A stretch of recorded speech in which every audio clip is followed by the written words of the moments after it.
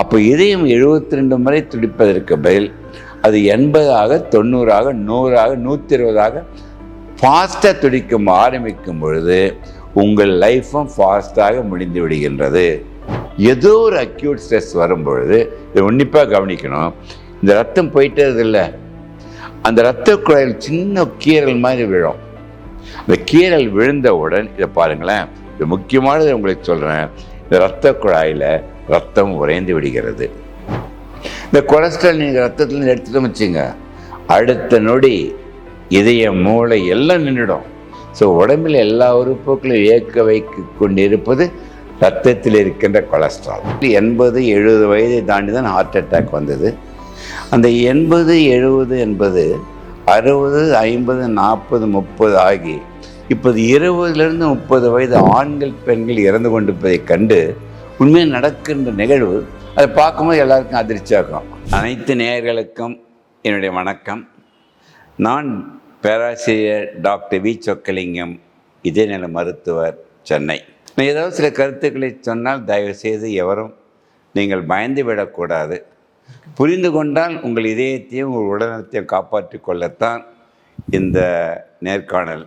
Sir, இப்போது social மீடியாவில் பார்த்தீங்கன்னா நிறைய பேர் வந்து டெய்லி நியூஸ் அப்டேட்ஸ்லாம் கேட்டு தெரிஞ்சுக்கிறாங்கன்றத தாண்டி பார்க்கும்போது பயப்படுறாங்க சார். என்னென்னு பார்த்தா சமீப காலமாக லாஸ்ட் ஒரு 2-3 வருஷமாகவே மாரடைப்பு, ஹார்ட், அந்த சின்ன சின்ன டிசீசஸ், குட்டி குழந்தைங்க எல்லாருமே ஒரு ஃபியரில் இருக்காங்க. ஏன் இந்த ஹார்ட் அட்டாக், எதனால் அப்படின்னு சொல்லிட்டு சார். நான் ஆரம்ப கட்டத்தில் 80-70 வயதை தாண்டி தான் ஹார்ட் அட்டாக் வந்தது. அந்த 80-70 என்பது 60, 50, 40, 30 ஆகி இப்போது 20லிருந்து 30 வயது ஆண்கள் பெண்கள் இறந்து கொண்டிருப்பதை கண்டு உண்மையாக நடக்கின்ற நிகழ்வு அதை பார்க்கும்போது எல்லாருக்கும் அதிர்ச்சியாகும். என்னடா இவ்வளோ சீக்கிரம் இந்த சின்ன வயதிலே வருதுன்ட்டு. அது இன்னொன்று சொல்லுகின்றேன், இந்தியாவில் மட்டும் ஒவ்வொரு மணி நேரத்திற்கு 90 பேர் இறந்து கொண்டிருக்கின்றார்கள். அதுவும் 20லிருந்து 30 வயது. அது முற்றுப்புள்ளி வைப்பதற்காகத்தான் நம்ம அனைவரும் ஒன்று சேர்ந்து நாம் பயணம் செய்தால்தான் அதற்கு முற்றுப்புள்ளி காண முடியும். இப்போ வந்து பார்த்திங்கன்னா பெண்களுக்கெல்லாம் முக்கியமாக மாதவிடாய் இருக்கின்ற வரை 45-50 வயது வரை ஹார்ட் அட்டாக் வராது. மாதவிடாய் விட்ட ஆண்களும் பெண்களும் சரிசமாக வந்துட்டுருப்பாங்க 50 வயதுக்கு பிறகு. ஆனால் அந்த மாதவிடாய் இருக்கின்ற பெண்களுக்கு ஏன் மாரடைப்பு வருவதில்லை என்றால் அவர்கள் ஈஸ்ட்ரோஜன் என்ற ஹார்மோன் அவர்கள் இதய இரத்த குழாயை சுருங்க வைப்பதையும் இதய இரத்தத்தில் இரத்தம் உறைவதும் தடுக்கின்ற சக்தி ஈஸ்ட்ரோஜனுக்கு உண்டு.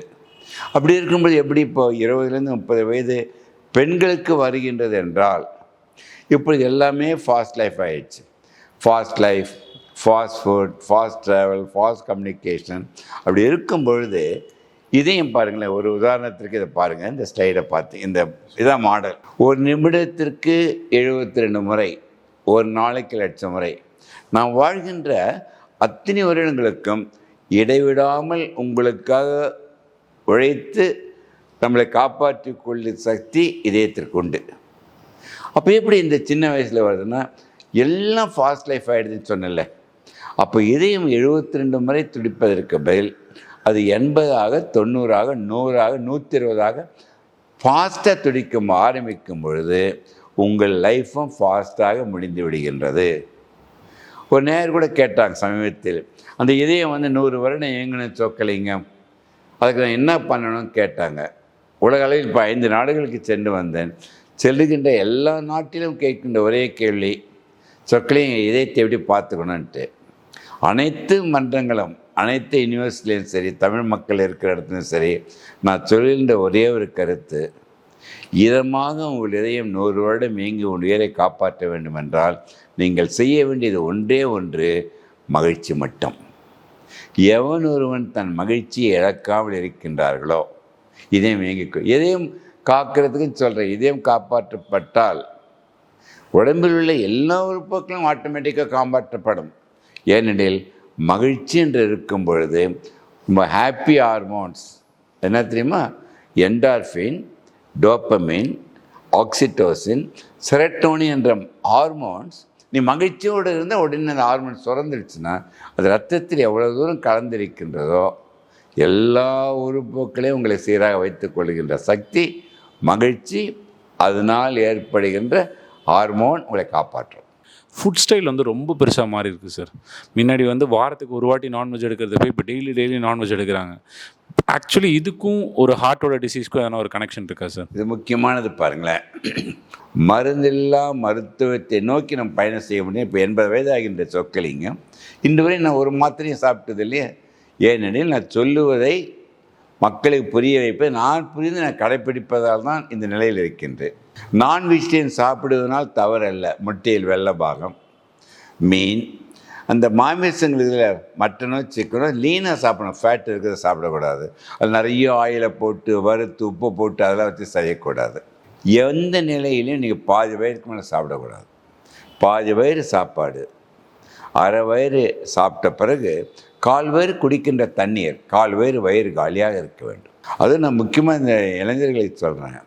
காலை உணவு நன்றாக சாப்பிடுங்க, மதியம் உணவு கம்மியாக, இரவு உணவு மிக மிக குறைவாக. அதுவும் முக்கியமாக பாருங்களேன், இரவு சாப்பாட்டிற்கும் இரவு தூங்குவதற்கும் இடைவெளி மினிமம் 3 மணி நேரம், அப்படின்னா 2 மணி நேரமாக இருக்கணும்.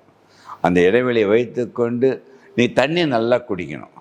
இந்த நட்ஸில் நீங்கள் சாப்பிடுங்க. எந்த நட்ஸ்லையும் கொலஸ்ட்ரால் கிடையாது. எல்லா நட்ஸ்லையும் தோலோடு சாப்பிடணும், கொஞ்சோண்டு சாப்பிடணும்.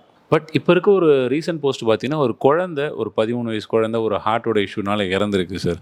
குழந்தைங்க என்ன சார் அண்டர் ஸ்ட்ரெஸ்ஸில் இருக்காங்க? இதில் பார்த்தீங்கன்னா, இதில் வந்து ஒன்றே நான் சொல்ல விரும்புகிறேன். இப்போ நிறைய பேர் உங்களுக்கு பார்த்துருக்கேன், 20, 22, 33 வயசு ஜிம்மில் போகும்போது இறந்துருக்கேன் கேள்விப்பட்டிருப்பீங்க. ஜிம்முன்றது உடற்பயிற்சி. அப்போ ஜிம்மில் போய் 8 வயசில் இறங்கணும். ஜிம்மு போகும்போது வெறித்தனமாக ஒரு டைம் ஃபிக்ஸ் பண்ணி பாடி பில்ட் பண்ணி ஏதோ காரணத்தை கொண்டு அதை வச்சு நம்ம பண்ணக்கூடாது. அதுலேயும் மகிழ்ச்சி தான் அடையணும்.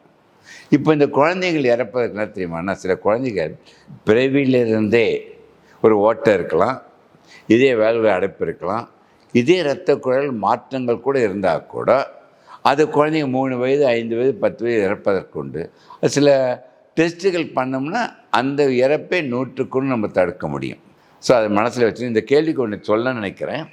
இந்த ஸ்லைடை இதை பாருங்களேன். இந்த மாடலை பார்த்தீங்கன்னா உங்களுக்கு பாருங்கள், இந்த மாடலில் வந்து பாருங்களேன், இது புரிஞ்சுக்கணும் மக்கள் அனைவரும்.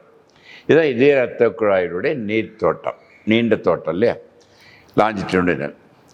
அந்த இதய இரத்த குழாயில் அந்த இரத்தத்தில் கொலஸ்ட்ரால் இருக்க வேண்டும், ஆக்சிஜன் குளுக்கோஸ். அந்த கொலஸ்ட்ரால் இருக்கவே தான் இந்த இதயம் வேலை செய்யுது. இந்த கொலஸ்ட்ரால் நீங்கள் ரத்தத்தில் எடுத்துகிட்டு வச்சுங்க, அடுத்த நொடி இதயம் மூளை எல்லாம் நின்றுடும். ஸோ உடம்பில் எல்லா உறுப்புகளையும் இயக்க வைக்க கொண்டு இருப்பது ரத்தத்தில் இருக்கின்ற கொலஸ்ட்ரால்.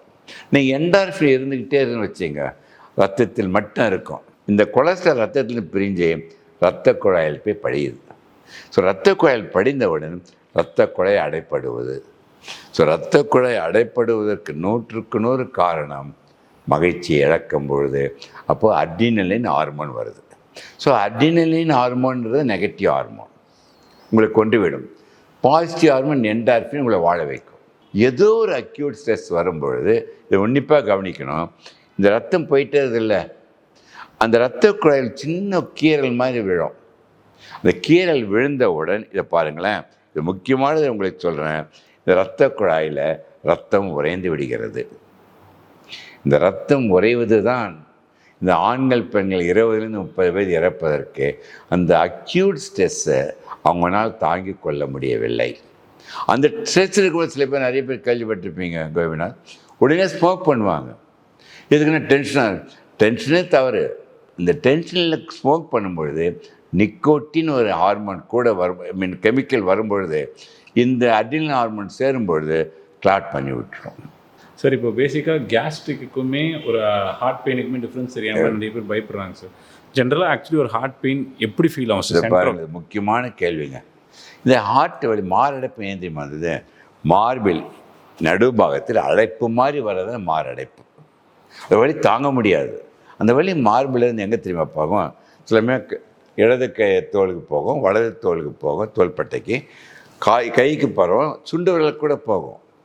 அந்த வலி வயிற்றில் போய் ஒரு ஹார்ட் பேண்ட் மாதிரி இருக்கும், கேஸ் ஸ்டவ் மாதிரியே இருக்கும், முதுகு போகலாம்.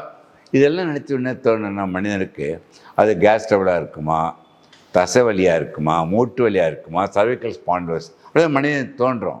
எந்த வலி புதிதாக தோன்றுகின்றதோ மருத்துவர் மட்டும்தான் அதை கண்டுபிடிக்க முடியும்.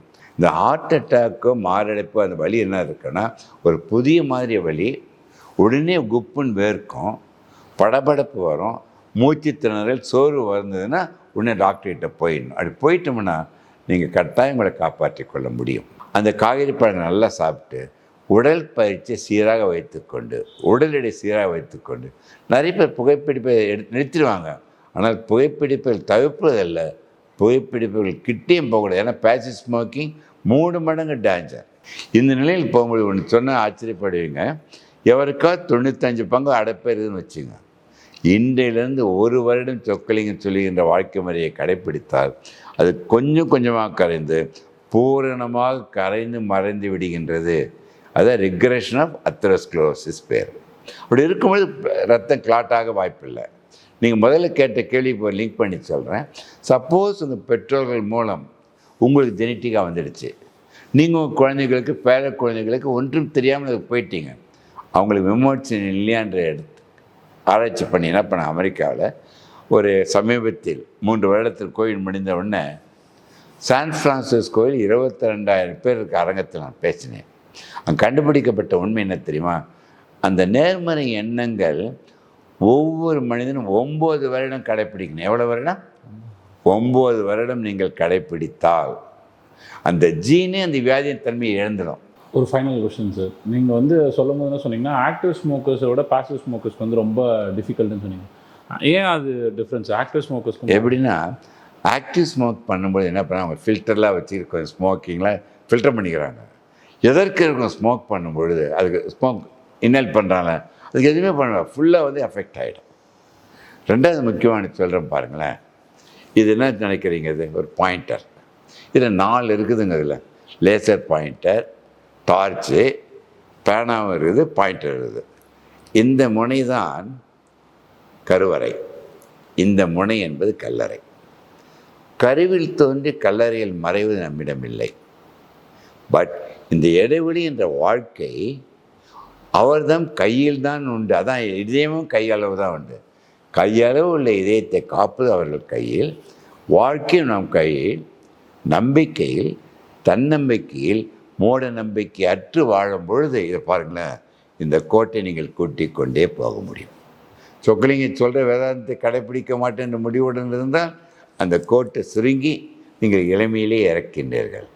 ஸோ அனைத்தும் உங்கள் மனம்தான் முடிவு பண்ணுறது. அதான் சொல்கிறேன், எல்லாருக்கும் சொல்கிறேன், உயிரினும் தெய்வம் உடல் எனும் ஆலயத்தில் தான் இயங்க முடியும். அதை தாங்கி பிடிப்பது மனம் மட்டும்.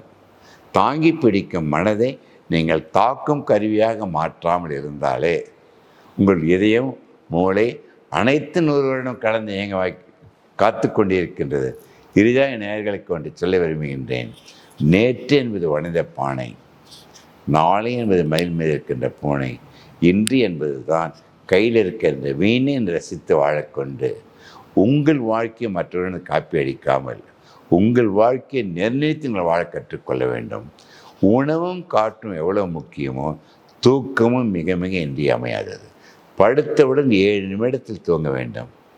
குறைந்தது 7 மணி நேரம் தூங்கினாதான் அடுத்த நாள் ஃபுல்லாக இதயம் எல்லா உறுப்புகளும் இயங்குவதற்கு, அதை வலிமை சேர்ப்பதற்கு தூக்கம் இன்றியமையாதது. தூக்கத்தை இழந்து உங்களை இழக்கக்கூடாது. அதற்காகத்தான் எந்நிலையின் அமைதி இருப்பதை ஏற்றுக்கொண்டு மகிழ்ச்சின்னு வாழ கற்றுக்கொண்டார். அதாவது அந்த காலத்தில் கணியன் பூங்குன்றவன் அருமையாக சொல்லியிருக்கார் பாருங்கள், தீதும் நன்றும் பிறர் தர வாரா, நீதான் உனக்கு காரணம் என்று புரிந்து ஔவையார் சொல்லியிருக்காங்க. ஏதாவது உனக்கு கிடைக்கலன்னு வச்சுங்க, கிட்டாதான் வெட்டன உடனே மறந்து விடு. கிடைத்ததை வைத்து மகிழ்ச்சியுடன் வாழ கற்றுக்கொண்டால் நம் நேயர்கள் கேட்பவர்கள் அனைவரும் 100 வருடம் கடந்து வாழ்ந்து தன்னை வாழ வைக்கின்ற, சமுதாயத்தை வாழ வைக்கின்ற கருவியாக மாற முடியும் என்று கூறி விடைபெறுவதற்கு முன்பு, இப்போ உலகமே ரொம்ப ஸ்மால் வில்லேஜ் ஆகிப்போச்சு, கம்ப்யூட்டர் ஆகிடுச்சு. இந்த கம்ப்யூட்டர் ஐஃபோன் இதில் அதில் பார்த்திங்கன்னா நிறைய அந்த கால்குலேட்டர் சிம்பிள் பார்த்துருக்கீங்களே, அந்த கால்குலேட்டர் சிம்பிள் தான் வாழ்க்கை. என்ன தெரியுமா? அது என்னென்ன சிம்பிளாக இருக்குதுல்ல, அது ஒன்று சுருக்கமாக சொல்கிறேன். நல்லதை கூட்டி கெட்டதை கழித்து அறிவை பெருக்கி நேரத்தை சீராக வகுத்து எவன் ஒரு சமநிலையில் வாழ கற்றுக்கொள்கிறார்களோ அவர்கள் அனைவரும் 100 வருடம் கடந்து வாழ முடியும் என்பதில் மாற்று கருத்து இல்லை என்று கூறி நன்றி கூறி விடைபெறுகின்றேன். நன்றி, வணக்கம்.